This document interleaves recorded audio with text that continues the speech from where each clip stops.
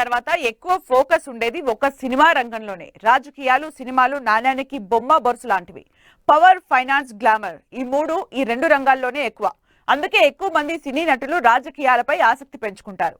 అవకాశాలు తగ్గిన తర్వాత కొందరు, కెరీర్ పీక్ స్టేజ్ లో ఉన్న రాజకీయాల్లోనూ పవర్ చూపాలని మరికొందరు పాలిటిక్స్ లో అదృష్టం పరీక్షించుకుంటారు.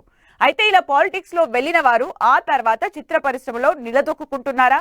పాలిటిక్స్ లో ఫెయిల్యూర్ తర్వాత మళ్ళీ బ్యాక్ టు పెవిలియన్ కు వస్తున్న వారు ఎందరు? వారి కెరీర్ ఎలా ఉంది? తాజా ఎన్నికల తర్వాత మళ్ళీ చిత్ర పరిశ్రమ వైపు చూస్తున్న నటీ నటులు ఎవరు? వారి ఫ్యూచర్ ఏంటి?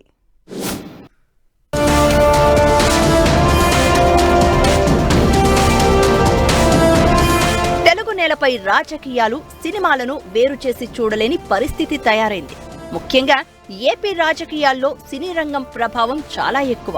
Power star Pawan Kalyan AP deputy సీఎంగా చక్రం తిప్పుతూ ఉండగా, అసెంబ్లీ ఎన్నికల వరకు వైసీపీ నేతలు రోజా, పోసాని కృష్ణమురళి, హాస్య నటుడు అలీ ఓ వెలుగు వెలిగారు. గత ఎన్నికల్లో వైసీపీ ఓడిపోవడంతో ఇప్పుడు ఆ పార్టీలో పనిచేసిన నటీనటుల కెరియర్ పై ఆసక్తికర చర్చ జరుగుతోంది. ముఖ్యంగా మెగా కాంపౌండ్ తో శత్రుత్వం పెట్టుకున్న నటుడకు భవిష్యత్తులో సినీ అవకాశాలు లభిస్తాయా అన్నదే ఇప్పుడు హాట్ టాపిక్ గా మారింది.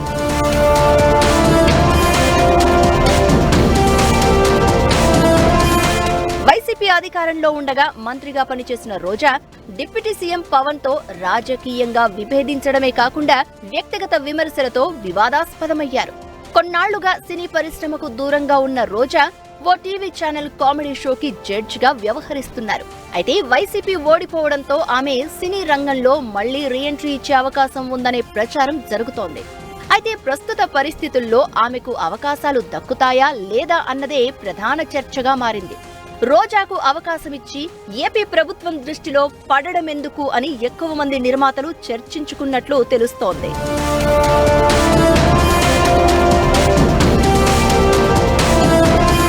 ఇక వైసీపీలో పనిచేసిన మరో నటుడు పోసాని కృష్ణమురళి కెరియర్ పైన ఆసక్తికర చర్చ జరుగుతోంది. తన కామెడీతో ప్రేక్షకులను కడుపుబ్బా నవ్వించే పోసాని వైసీపీలో శృతి మించిన విమర్శలతో వివాదాస్పదమయ్యారు. సీఎం చంద్రబాబుతో పాటు డిప్యూటీ సీఎం పవన్ ను వ్యక్తిగతంగా విమర్శించి టీడీపీ, జనసేనలకు టార్గెట్ అయ్యారు. గతంలో పవర్ స్టార్ పవన్ తో పాటు మెగాస్టార్ చిరంజీవి సినిమాల్లో పోసాని కోసం ప్రత్యేకంగా పాత్రలు ఉండేవి. మెగా కాంపౌండ్ లోనూ ఆయన ఎన్నో చిత్రాలు చేశారు. అయితే వైసీపీలో చేరిన తర్వాత విమర్శలతో విరుచుకుపడడం ఆయన కెరియర్ ను డేంజర్ జోన్ లోకి తీసుకువెళ్లిందని అంటున్నారు సినీ పండితులు. గతంలో మాదిరిగా మళ్లీ పోసాని స్క్రీన్ పై కనిపించడం అంత ఈజీ కాదనే టాక్ వినిపిస్తోంది.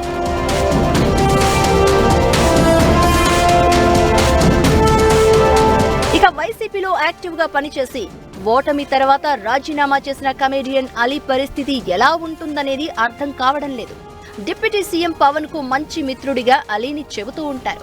రాజకీయంగా పవన్ తో విభేదించినా ఎన్నడూ విమర్శల జోలికి పోలేదు అలీ. కానీ ప్రత్యర్థి గుంపులో పనిచేయడం వల్ల అలీకి అవకాశాలిచ్చి పవన్ ఆగ్రహానికి గురవ్వడమెందుకని కొందరు నిర్మాతలు తటపటాయిస్తున్నట్లు చెబుతున్నారు. ఇదే సమయంలో టీడీపీ, జనసేనకు అనుబంధంగా పనిచేసిన నటులు మాత్రం చాలా రిలాక్స్ గా ఫీల్ అవుతున్నారు. ఇక పవన్ తో పాటు బాలయ్య కుటుంబ సభ్యులు అంతా తమ పార్టీల తరపున పనిచేశారు. దీంతో వైసీపీలో పనిచేసిన ముగ్గురిపైనే అందరి ఫోకస్ పడింది. ముఖ్యంగా రోజా, పోసానికి మళ్లీ ఛాన్స్ వస్తుందా అనే ఉత్కంఠ ఎక్కువవుతోంది. డిప్యూటీ సీఎం పవన్ వైఖరిపైనే అలీ భవిష్యత్ ఆధారపడి ఉందని అంటున్నారు. మొత్తానికి రాజకీయం రాజకీయమే, సినిమాలు సినిమాలే అని సర్దుకుపోతారో లేక సినిమాల్లో కూడా ఎనిమిలుగానే చూస్తారో చూడాల్సి ఉంది.